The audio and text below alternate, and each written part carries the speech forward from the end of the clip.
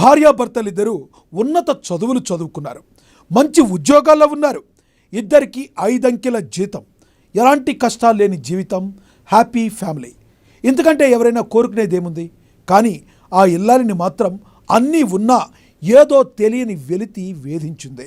2 పిల్లలతో సహా బలవన్మరణానికి పాల్పడింది. ఇటీవల హైదరాబాద్ చర్లపల్లిలో జరిగిన ఈ సూసైడ్ ఇప్పుడు చర్చనీయాంశంగా మారింది. అన్నీ ఉన్నా కూడా ఓ మహిళ జీవితంపై ఎందుకంతగా విరక్తి చెందింది? ఎందుకింత కఠిన నిర్ణయం తీసుకుంది? తనతో పాటు ఏ పాపం తెలియని తన పిల్లలకు ఎందుకు మరణ శాసనం రాసింది అనేది మిస్టరీగా మారింది.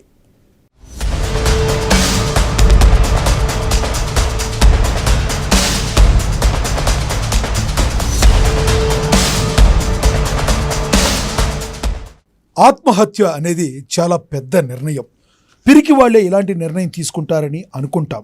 కానీ ఏ మనిషి కూడా అంత ఈజీగా చావడానికి సిద్ధపడడు.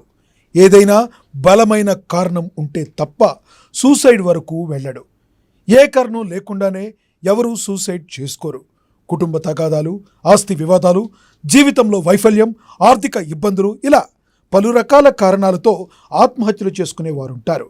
కానీ హైదరాబాద్ చర్లపల్లిలో జరిగిన సూసైడ్ మాత్రం చాలా భిన్నమైనది.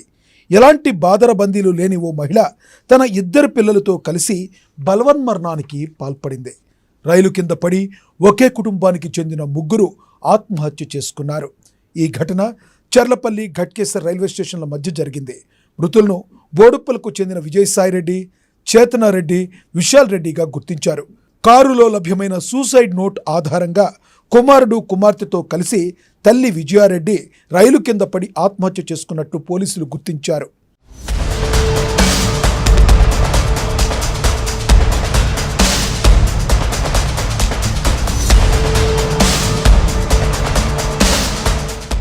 ఇద్దరు పిల్లలతో కలిసి తల్లి విజయారెడ్డి బలవన్మరణానికి పాల్పడ్డ ఘటన తీవ్ర విషాదాన్ని నింపింది.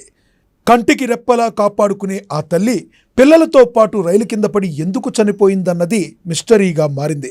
చెంగిచెర్లలోని హరితవనం కాలనీలో విజయారెడ్డి 8 ఏళ్లుగా ఉంటున్నారు.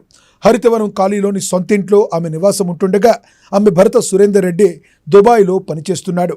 విజయారెడ్డి సైతం హైటెక్ సిటీలోని ఓ సాఫ్ట్వేర్ కంపెనీలో టీం లీడర్గా ఉన్నారు. ఇద్దరివి మంచి ఉద్యోగాలే, 5 అంకెల్లో సంపాదిస్తున్నారు. ఈ దంపతులకు 2 పిల్లలున్నారు. వారి పేర్లు చేతనరెడ్డి, విశాల్ రెడ్డి. కుమార్తె Chetan Reddy inter 2nd year, కుమారుడు విశాల్ రెడ్డి ఇంటర్ 1వ సంవత్సరం చదువుతున్నాడు. భర్త ఫారిన్లో తాను ఉద్యోగం బిజీలో ఉండడంతో పిల్లలకు ఎలాంటి డిస్టర్బెన్స్ లేకుండా ఇద్దరిని హైదరాబాద్లోనే వేరువేరు హాస్టళ్లలో జాయిన్ చేశారు. అమ్మాయి పటాన్ చెరువులోని హాస్టల్లో, అబ్బాయి ఘట్కేసర్లోని హాస్టల్లో ఉండి చదువుకుంటున్నారు.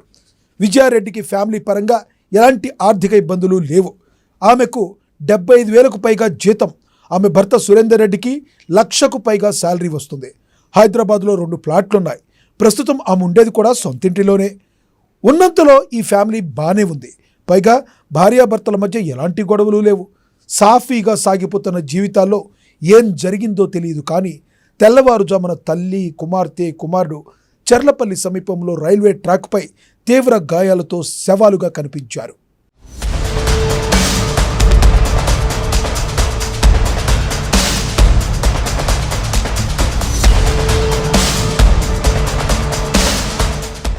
విజయారెడ్డి, ఆమె పిల్లలు చేతనారెడ్డి, విశాల్ రెడ్డి ఆత్మహత్యకు ముందు ఎవరినైనా కలిశారా అనే కోణంలో దర్యాప్తు జరుగుతుంది. జనవరి 30 సాయంత్రం 6 గంటలకు కారులో ఇంటి నుంచి విజయారెడ్డి బయలుదేరినప్పటి నుండి ఘట్కేసర్, పటాన్ చెరువులో 2 పిల్లలను తీసుకుని రాత్రి 12 గంటల మధ్య చర్లపల్లి రైల్వే స్టేషన్ చేరే వరకు ఏ గంటలో ఏ సమయంలో ఏం జరిగిందో పరిశీలిస్తున్నారు. మార్గ మధ్యలో రైల్వే స్టేషన్లో ఈ 3 ఎవరైనా కలిశారేమోనని 50 ప్రాంతాల్లోని సీసీ కెమెరాలను విశ్లేషించారు. వారిని ఎవరూ కలవలేదని సమాచారం. తల్లి కారులో ఎక్కించుకునే వరకు పిల్లలిద్దరూ కళాశాలలోనే ఉన్నారు.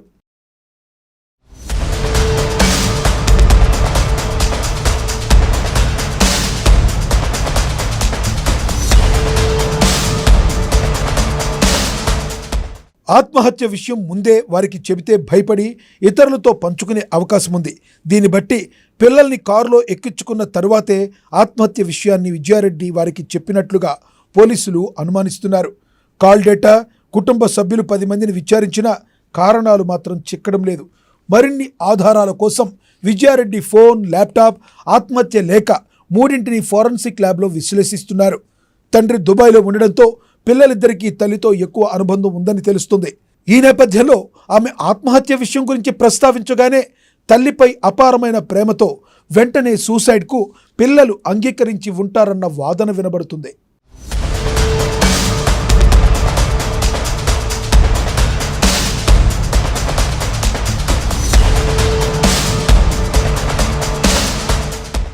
ఈ ఏడాది మార్చిలో పిల్లలిద్దరి పరీక్షలు పూర్తయ్యాక మొత్తం కుటుంబాన్ని విహారయాత్ర కోసం దుబాయ్కి తీసుకెళ్లాలని విజయారెడ్డి భర్త సురేందర్ రెడ్డి నిర్ణయించుకున్నాడు.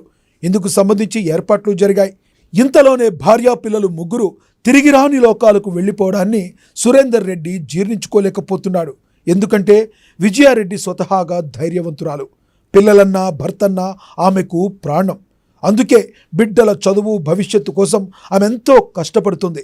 దంపతులిద్దరూ ఉద్యోగాలు చేస్తున్నారు. ఒకరికొకరు దూరంగా ఉంటూనే కుటుంబం కోసం కష్టపడుతున్నారు. ఉన్నంతలో ఎలాంటి బాధరుబందీ లేని జీవితాన్ని గడుపుతున్నారు. ఏ చిన్న విషయమైనా దంపతులిద్దరూ మాట్లాడుకుని నిర్ణయాన్ని తీసుకునేవారు. అంతటి అన్యోన్యమైన దాంపత్యం వారిది. ఈ నెల 29వ తేదీన విజయారెడ్డి తన భర్త సురేందర్ రెడ్డితో చివరిసారిగా ఫోన్లో మాట్లాడింది. అప్పుడు కూడా ఎలాంటి డిస్టర్బెన్స్ లేదు. విజయారెడ్డిపై భర్త సురేందర్ రెడ్డికి కించిత్ అనుమానం కూడా రాలేదు. ఆత్మహత్య వైపు ఆమె అడుగులు పడుతున్నాయన్నది కనీసం ఆయన అంచనా కూడా వేయలేకపోయాడు.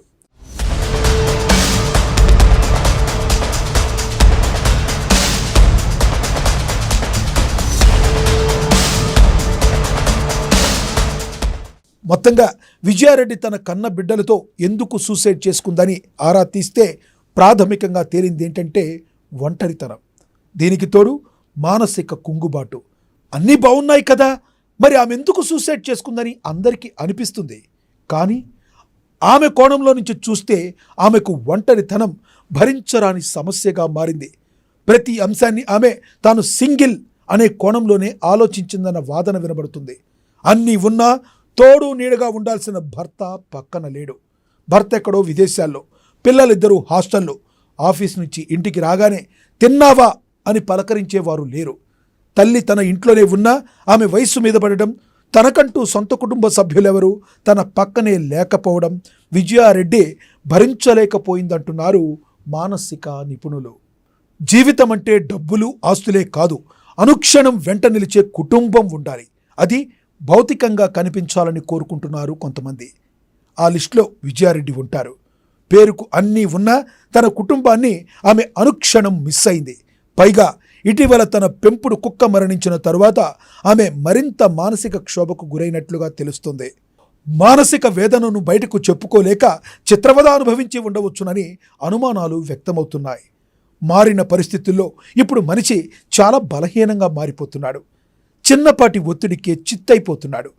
రోజువారీ పనుల బిజీలో ఏమాత్రం ఒత్తిడిని భరించలేక చిత్రవద అనుభవిస్తున్నాడు. బతుకుపై అనాసక్తి, నిరాశ క్రమంగా పెరిగిపోతుంది. లేనిపోని ఆలోచనలతో మనసులో కల్లోలం చెలరేగి తీవ్రమైన కుంగుబాటుకు దారితీస్తుంది.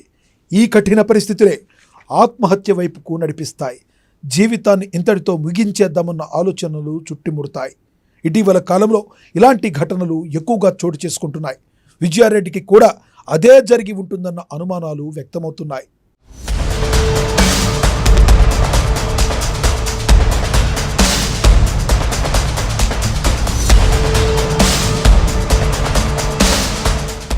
Vijaya Reddy team leader. ఆమె కింద 15 నుండి 20 మంది పనిచేస్తారు. అంటే ఆమెకు రోజువారీ ఆఫీస్ పనుల్లో సమస్యలు కొత్తేం కాదు. కానీ వాటన్నిటినీ ధైర్యంగా పరిష్కరిస్తూ ఆమె ముందుకు సాగుతుంది. ఒత్తిడిని ఎదుర్కొంటూ జాబ్ చేస్తుంది. జాబ్లో ఉన్న ఒత్తిడిని అధిగమిస్తూ ముందుకు సాగుతున్న ఆమె జీవితంలో ఎదురవుతున్న ఒంటరితనాన్ని ఎందుకు భరించలేకపోయిందన్నది అంతు చిక్కటం లేదు.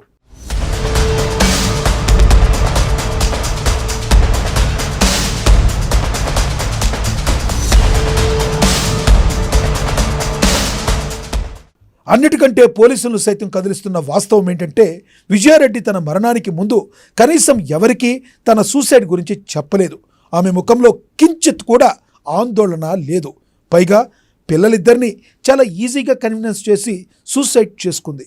ఆమె పిల్లలకు ఏం చెప్పింది? టీనేజ్లో ఉన్న ఆ పిల్లలు చావడానికి ఎలా ఒప్పుకున్నారనేది ఇప్పుడు మిస్టరీగా మారింది.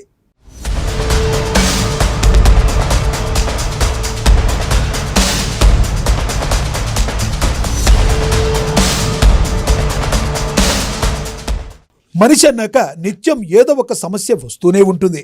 ఆత్మహత్యే దానికి అంతిమ పరిష్కారం కాదు. జీవితం అన్నాక ఆటుపోట్లను ఎదుర్కోవాలి. సరైన రీతిలో ఆలోచిస్తే పరిష్కార మార్గాలు వాటంతటవే లభిస్తాయి. వాస్తవానికి ఆత్మహత్య సమస్యకు పరిష్కారం కాదు, అది మరిన్ని కొత్త సమస్యలకు దారితీస్తుంది.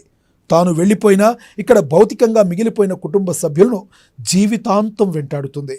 ఇప్పుడు విజయారెడ్డి భర్త సురేందర్ రెడ్డి పరిస్థితి అదే. తన భార్య పిల్లల సూసైడ్కు కారణమేంటో తెలియదు. తనకు ఎదురైన ఈ దుఃఖాన్ని ఎలా దిగుమింగుకోవాలో తెలియదు. విధిలేని పరిస్థితుల్లో ఒంటరిగా మిగిలిపోయినా తనకు ధైర్యం చెప్పే భార్య పిల్లలు లేరు.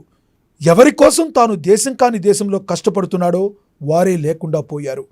ఇప్పుడు తన పరిస్థితి ఏంటి? తనకు జరిగిన అన్యాయానికి ఎవరిని నిందించాలో కూడా తెలియదు.